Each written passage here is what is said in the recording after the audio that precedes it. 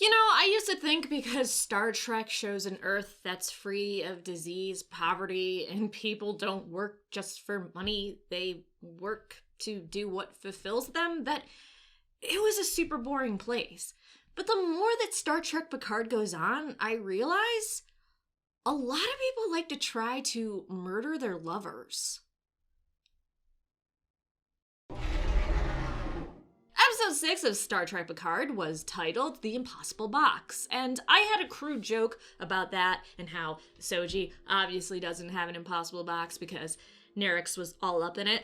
But I remembered every time I make those type of jokes on this channel, I'm told that it's inappropriate. So I'm not gonna make that joke because I don't want anybody to feel uncomfortable. So if you could let me know your own jokes about the impossible box for this episode in the comment section down below, that'd be great, because I don't want to get in trouble from anybody that watches this video and is offended by that type of joke. So let's start by talking about Agnes, you snake bitch. 1, don't you ever, and I ever, snip at Elnor like that, or glare at him like that again. 2, you're a snake bitch. But 3, the fact that she said, oh, Borg was required reading for my line of work makes me go back to a theory or prediction I had. Either it was last episode review or the one before that, or the one before that, well, or one of them, that the Borg are going to be such a big deal in this series because someone's trying to create their own version of the Borg. And her saying that makes me think, yeah, this is gonna happen. Rios, by the way, before I get into that snake bitch putting her fangs into him, is proof that hundreds of years in the future, cargo shorts and cargo pants are still gonna be in style. Take that, all those articles on the internet that talk about how men aren't attractive in cargo shorts or cargo pants. You absolutely are. And that dude is proving it's always gonna be in fashion. Because as we know, Star Trek is a documentary from the future that was sent back in time for our enjoyment. Don't question it. The moral of the story here is cargo pants, cargo shorts are always going to be in style, and you are sexy as fuck if you wear them. Honestly, I did not think Rios and Agnes were going to have sex. Rios seemed really nice towards her, but I thought it was going to be like in a super friendly way, because that guy just seems to be such a sweetheart. He has a heart of gold, especially when he tucked Raffi in and said nobody gets it 100% right, or nobody gets it all right, Raph. And he warms my heart so much. So seeing that snake bitch, which is funny because I loved her because she was the quirky scientist, and I'm like, oh, quirky scientist, I love you. And then she's just a snake bitch.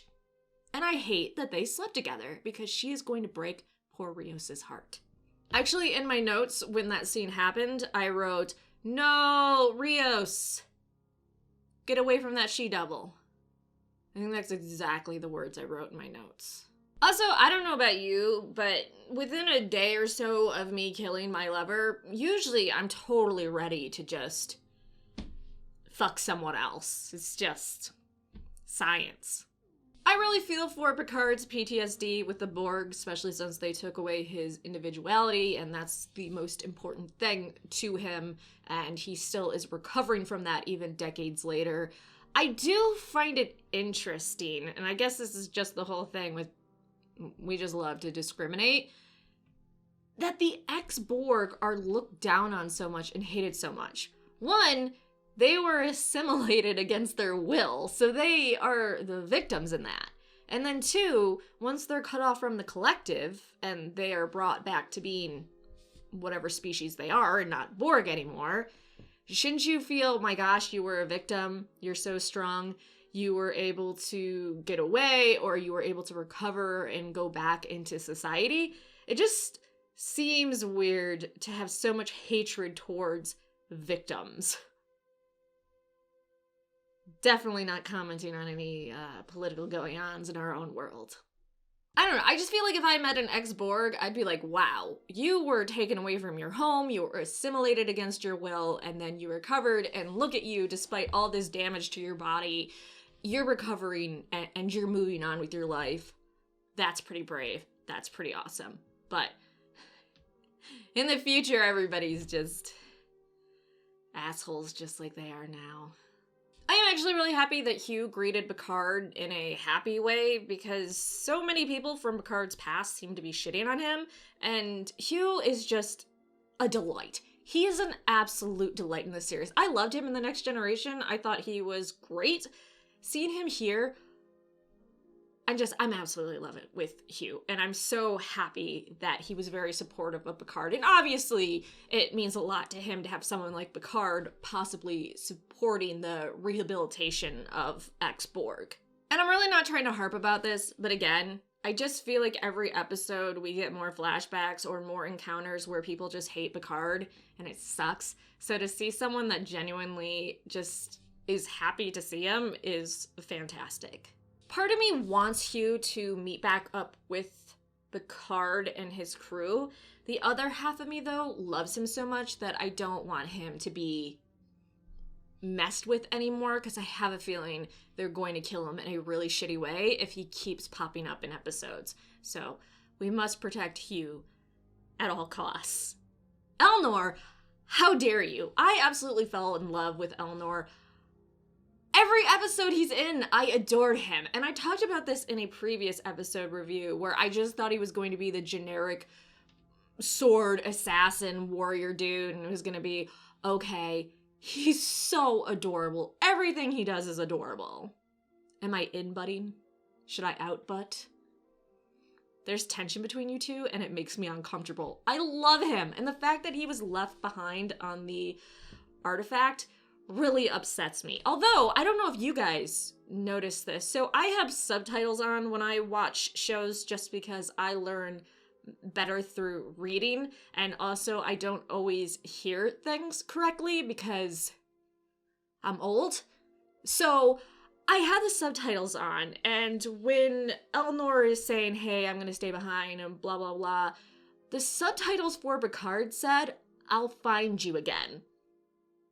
But Picard never said that in the episode. So originally, did Picard say that in the episode? And then they took that line out? Because why would a subtitle show that's what Picard said when the subtitles are always 100% correct, at least for me? But then that was there. I don't know, it was kind of weird. I'm a little suspicious.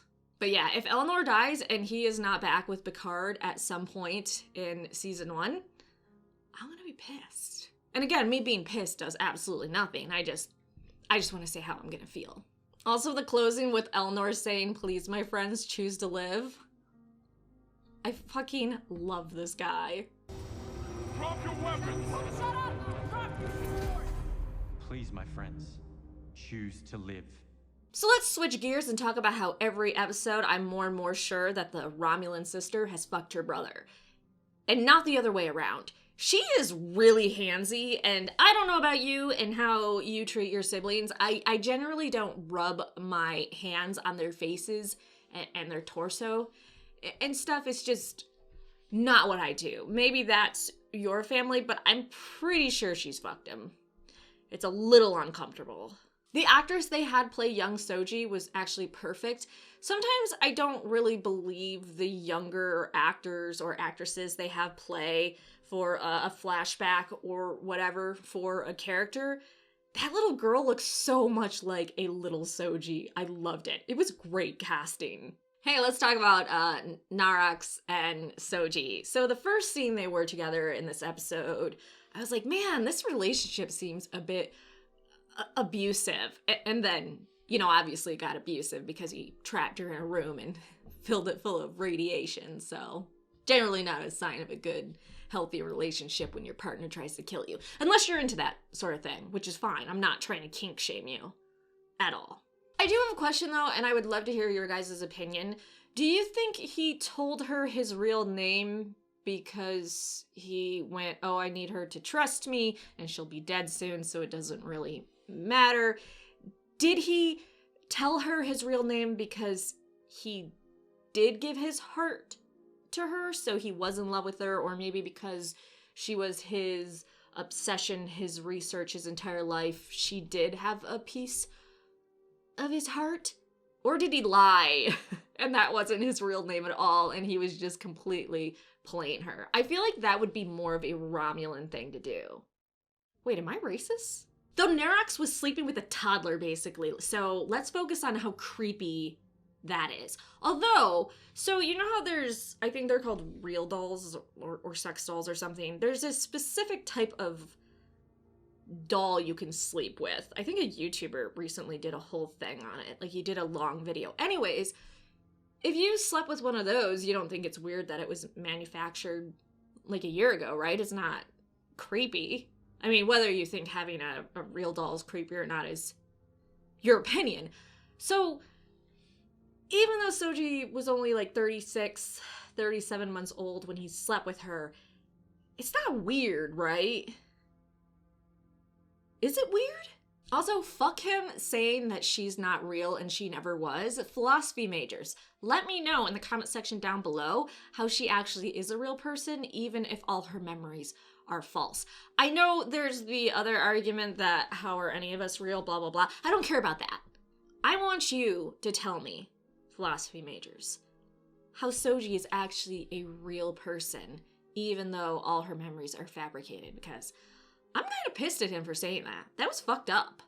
Because you're not real. You never were. Also, anyone notice how Nerox kind of closed his jacket around him like a middle-aged housewife? Though he did look so broken up. Maybe they can get couples therapy and work it out. I know this is kind of mean, but what I want to happen now is, even though Picard got away with Soji and they're going to pop up on the location where Riker is with his wife, I kind of want to see Soji find Nerox by the end of the season and just smash his fucking face in. I know he was grieving really hard and he was really upset that he had to kill her and he kind of felt like he had no choice. I still want to see her just pulverize him because he was kind of an asshole the entire time with her. And even if he did love her, dick move trying to kill her. I mean, right? Okay, so here are my predictions going forward. Agnes is totally going to break Rios' heart. We are going to see Elnor again, and he is going to join up with Picard, because if we don't, I'm going to have a meltdown. 7 of 9 is going to either appear towards the end of this season again, or in season 2. Raffi is eventually going to get her head out of her ass and get help. Nerox is going to keep chasing down Soji, and he's going to, at one point, make out with his sister, because I feel like that's where we're going. But what are your predictions for episode 7 and beyond? Like, subscribe, and let me know in the comment section down below. Also, let me know how much of a snake bitch Agnes is.